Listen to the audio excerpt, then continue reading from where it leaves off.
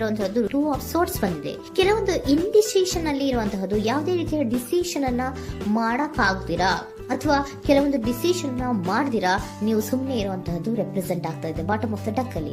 ನಿಮ್ಮ love life ನ ವಿಚಾರದಲ್ಲಿ ರೀಸೆಂಟ್ ಪಾಸ್ಟ್ ನಲ್ಲಿ ಕೆಲವೊಂದು ರೀತಿಯ ಎಂಡಿಂಗ್ ಗಳಾಗಿರುವಂತಹದ್ದು, ಲವ್ ಲೈಫ್ ನ ವಿಚಾರದಲ್ಲಿ ಕೆಲವೊಂದು ರೀತಿಯ ಡಿಸ್ಟರ್ಬೆನ್ಸ್ ಗಳಾಗಿರುವಂತಹದ್ದು, ಅವ್ಯವಸ್ಥೆಗಳಾಗಿರುವಂತಹದ್ದು, ಸಮಾಧಾನ ಇಲ್ಲದೆ ಇರುವಂತಹದ್ದು ರೆಪ್ರೆಸೆಂಟ್ ಆಗ್ತಾ ಇದೆ.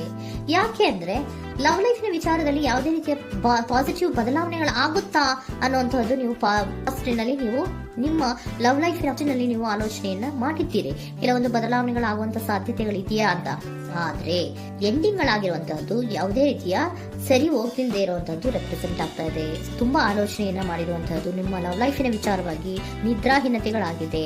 ಕೆಲವೊಂದು ರೀತಿಯ ಸ್ಟ್ರೆಸ್ಸಿಗೆ ಒಳಗಾಗಿರುವಂತಹದ್ದು ನಿಮ್ಮ ರೀಸೆಂಟ್ ಪಾಸ್ಟಿನಲ್ಲಿ ನಡೆದಿರುವಂತಹದ್ದು. ಲವ್ ಲೈಫಿನ ವಿಚಾರವಾಗಿ ಯಾವುದೇ ರೀತಿಯ ಅಂತ ಸಮಾಧಾನದ ಏನು ನಿಮ್ಗೆ ನಡೆದಿಲ್ಲ. ಆ ಕಾರಣಕ್ಕೆ ನಿಮ್ಗೆ ಕೆಲವೊಂದು ವಿಚಾರಗಳನ್ನ ಡಿಸಿಷನ್ ತಗೊಳ್ಳುವಂತಹದ್ದು, ಡಿಸೈಡ್ ಅನ್ನ ಮಾಡುವಂತಹದ್ದು ನಿಮ್ಗೆ ಕಷ್ಟ ಆಗ್ತಾ ಇರೋದು. ನೀವು ಪ್ರೆಸೆಂಟ್ ಸಿಚುವೇಶನ್ ಅಲ್ಲಿ ಬರುವಂತಹ ಆಫರ್ಗಳನ್ನ ನೀವು ಏನ್ ಮಾಡ್ತಾ ಇದ್ದೀರಾ ಅಂದ್ರೆ ರಿಜೆಕ್ಟ್ ಮಾಡ್ತಾ ಇದ್ದೀರಾ ಅಥವಾ ಮಿಸ್ ಮಾಡ್ಕೋತಾ ಇದ್ದೀರಾ. ಕೆಲವೊಂದು ಆಪರ್ಚುನಿಟೀಸ್ ಗಳು ಬಂದ್ರೂ ಕೂಡ ಅದ್ರ ಬಗ್ಗೆ ನೀವು ಕರೆಕ್ಟ್ ಆಗಿ ಗಮನವನ್ನ ಕೊಡ್ತಾ ಇಲ್ಲ. ಯಾಕೆ ಕೊಡ್ತಾ ಇಲ್ಲ? ನಿಮ್ಗೆ ಗೊತ್ತಾಗ್ತಿಲ್ಲ ಏನ್ ಮಾಡ್ಬೇಕು. ಅದಕ್ಕೋಸ್ಕರ ನೀವ್ ಏನ್ ಮಾಡ್ತಿದ್ದೀರಾ, ಎಂಡಿಂಗ್ ಆದಂತಹ ಆಫರ್ಗಳಿರ್ಬೋದು ಅಥವಾ ಬೇರೆ ಯಾವುದೇ ಆಫರ್ಗಳಿರ್ಬೋದು ಬಂದ್ರೆ ಅದನ್ನ ನೀವು ಗಮನನೇ ಕೊಡದೇ ಇರುವಂತಹದ್ದು. ಯಾವುದೋ ಕೆಲವು ವಿಚಾರ ನಿಮ್ಮ ಲವ್ ಲೈಫ್ನ ವಿಚಾರವಾಗಿ ಕೆಲವೊಂದು ರೀತಿಯ ಮತ್ತಷ್ಟು ಮುಟ್ಟೋದು ಅಂದ್ರೆ ರಿವ್ಯಾಲ್ಯೂಯೇಷನ್ ಅನ್ನ ಮಾಡ್ತಾ ಇರುವಂತಹದ್ದು ಪ್ರೆಸೆಂಟ್ ಆಗ್ತಾ ಇದೆ. ಪ್ರೆಸೆಂಟ್ ಅಲ್ಲಿ ನಾನು ಯಾವುದೇ ಆಫರ್ ಅನ್ನ ತಗೊಳ್ಳುವಂತ ಸ್ಥಿತಿಯಲ್ಲಿ ಇಲ್ಲ ಅನ್ನುವಂತ ರೀತಿಯಲ್ಲಿ ನೀವು ಆಫರ್ಗಳನ್ನ ಮಿಸ್ ಮಾಡ್ಕೊಳ್ಳುವಂತಹದ್ದು ಅಥವಾ ರಿಜೆಕ್ಟ್ ಮಾಡುವಂತಹದ್ದು ರೆಪ್ರೆಸೆಂಟ್ ಆಗ್ತಾ ಇದೆ.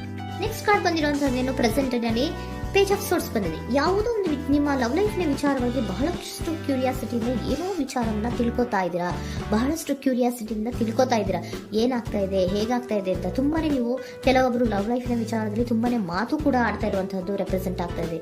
ಏನಾಗ್ತಾ ಇದೆ, ಹೇಗಾಗ್ತಾ ಇದೆ, ಈ ಗಲಿಬಿಲಿಗಳು, ಡಿಸ್ಟ್ರಾಕ್ಷನ್ಸ್ಗಳು ಅಥವಾ ಡಿಸಿಷನ್ಸ್ ನ ಮಾಡಕ್ಕಾಗದೆ ಏನಕ್ಕೆ ಒದ್ದಾಡ್ತಿದೀವಿ ಅನ್ನೋದ್ರ ಬಗ್ಗೆ ಕೂಡ ನೀವು ಕೆಲವೊಂದು ರೀತಿಯ ಮಾತಾಡ್ತಾ ಇರುವಂತಹದ್ದು ರೆಪ್ರೆಸೆಂಟ್ ಆಗ್ತಾ ಇದೆ.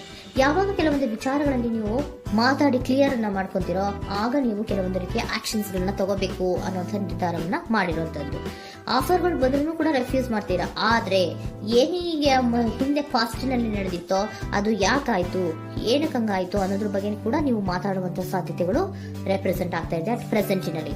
ಆಮೇಲೆ ನೀವು ಮಾತಾಡಿದ್ಮೇಲೆ ಕೆಲವೊಂದು ರೀತಿಯ ನಿರ್ಧಾರಗಳನ್ನ ಮಾಡುವಂತಹದ್ದು. ನೈಟ್ ಆಫ್ ವೈಂಡ್ಸ್ ಬಂದಿದೆ. ಸೊ ಆವಾಗ ನೀವು ನಿಮ್ಮ ಕೆಲವೊಂದು ವಿಚಾರಗಳಲ್ಲಿ ಕ್ಲಾರಿಟಿಗೆ ಬಂದ್ಮೇಲೆ ನಿಮ್ಮ ಲವ್ ಲೈಫಿನ ವಿಚಾರದಲ್ಲಿ ಕೆಲವೊಂದು ಆಕ್ಷನ್ ಗಳನ್ನ ತಗೊಳ್ಳುವಂತಹದ್ದು ರೆಪ್ರೆಸೆಂಟ್ ಆಗ್ತಾ ಇದೆ. ಹಾಗೆ ಏನ್ ಆಕ್ಷನ್ಸ್ ಗಳನ್ನ ತಗೋತೀರಾ, ಈಗ ಕೆಲವೊಂದು ರೀತಿಯ ಆಫರ್ಗಳನ್ನ ನೀವು ಬಂದಂತಹ ಆಫರ್ಗಳನ್ನ ನೀವು ಏನ್ ಮಾಡಿದ್ದೀರಾ, ರೆಫ್ಯೂಸ್ ಅನ್ನ ಅಟ್ ಪ್ರೆಸೆಂಟ್ ಅಲ್ಲಿ ಮಾಡಿದ್ದೀರಾ. ಈಗಲೂ ಕೂಡ ನೀವು ಬಂದಂತಹ ಆಫರ್ ಅನ್ನ ನೀವೇನ್ ಮಾಡ್ತೀರಾ, ರೆಫ್ಯೂಸ್ ಅನ್ನ ಮಾಡ್ತೀರಾ ಅಥವಾ ರಿಜೆಕ್ಟ್ ಅನ್ನ ಮಾಡ್ತೀರಾ. ಯಾಕೆ? ಸೆಕೆಂಡ್ ಕಾರ್ಡ್ ನಿಮ್ಗೆ ಇಮಿಡಿಯೇಟ್ ಫ್ಯೂಚರ್ ನಲ್ಲಿ ಸೆಕೆಂಡ್ ಕಾರ್ಡ್ ಬಂದಿರೋದು ಯಾವುದು, ಹರ್ಮೆಟ್ ಕಾರ್ಡ್ ಬಂದಿದೆ. ಸೊ ಲೋನ್ಲಿನೆಸ್ ಅನ್ನ ರೆಪ್ರೆಸೆಂಟ್ ಮಾಡುತ್ತೆ. ಯಾಕೆ ಲೋನ್ಲಿನೆಸ್ ಅನ್ನ ರೆಪ್ರೆಸೆಂಟ್ ಮಾಡುತ್ತೆ? ಬೇಡಪ್ಪ, ಈ ಜಗ್ಲಿಂಗ್ ಗಳೇ ಬೇಡ. ತುಂಬಾ ಜಗ್ಲಿಂಗ್ ಇದೆ ನಿಮ್ಮ ಲವ್ ಲೈಫ್ ವಿಚಾರದಲ್ಲಿ. ಕೆಲವೊಬ್ಬರಿಗೆ ತುಂಬಾ ಜಗ್ಲಿಂಗ್ ಇದೆ. ಯಾವಾಗ್ಲೂ ಬ್ಯಾಲೆನ್ಸ್ ಅನ್ನ ಮಾಡ್ತಾ ಇರ್ಬೇಕು. ಈ ಕಡೆಗೆ ಹೇಳಿದ್ರೆ ಆ ಕಡೆಗೆ ಹೋಗುತ್ತೆ, ಆ ಕಡೆಗೆ ಹೇಳಿದ್ರೆ ಈ ಕಡೆಗೆ ಬರುತ್ತೆ. ಯಾವ ಕಡೆ ಅಂತ ಮಾಡೋದು ಅನ್ನುವಂತಹ ಆಲೋಚನೆಯನ್ನ ಮಾಡ್ತಾ ಇರುವಂತದ್ದು.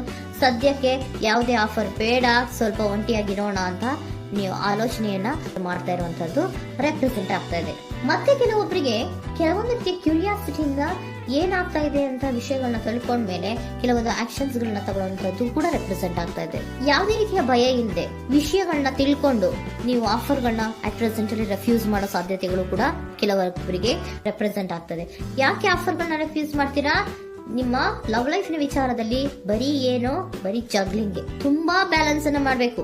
ಯಾವ ಕಡೆ ಮಾಡ್ಬೇಕು, ಹೇಗ್ ಮಾಡ್ಬೇಕು ಗೊತ್ತಾಗದೇ ಇಲ್ಲ. ನೀವೇನ್ ಮಾಡ್ತೀರಾ, ಸ್ವಲ್ಪ ದಿನದ ಮಟ್ಟಿಗೆ ನಾನು ಲೋನ್ಲಿ ಆಗಿರ್ಬೇಕು ಅನ್ನೋದನ್ನ ಇಲ್ಲಿ ನಿಮ್ಗೆ ಲವ್ ಲೈಫ್ ನ ವಿಚಾರವಾಗಿ ರೆಪ್ರೆಸೆಂಟ್ ಆಗ್ತಾ ಇದೆ. ಈ ಎಲ್ಲಾ ಕನ್ಫ್ಯೂಷನ್ಸ್ ಇರೋದ್ರಿಂದಲೇ ನಿಮ್ಗೆ ಬಾಟಮ್ ಆಫ್ ದ ಡಕ್ ಬಂದಿರೋಂತದ್ದು, ಟೂ ಆಫ್ ಸೋರ್ಟ್ಸ್ ಬಂದಿರೋಂತದ್ದು. ಸೊ ಇಂಡಿಸಿಷನ್ ಆಗ್ತಿರೋಂತ ಏನ್ ಮಾಡ್ಬೇಕು ಗೊತ್ತಾಗಲ್ಲ. ಅದಕ್ಕೇನೆ ನೀವು ಇಲ್ಲಿ ಕುತ್ಕೊಂಡ್ಬಿಟ್ಟಿದ್ದೀರಾ.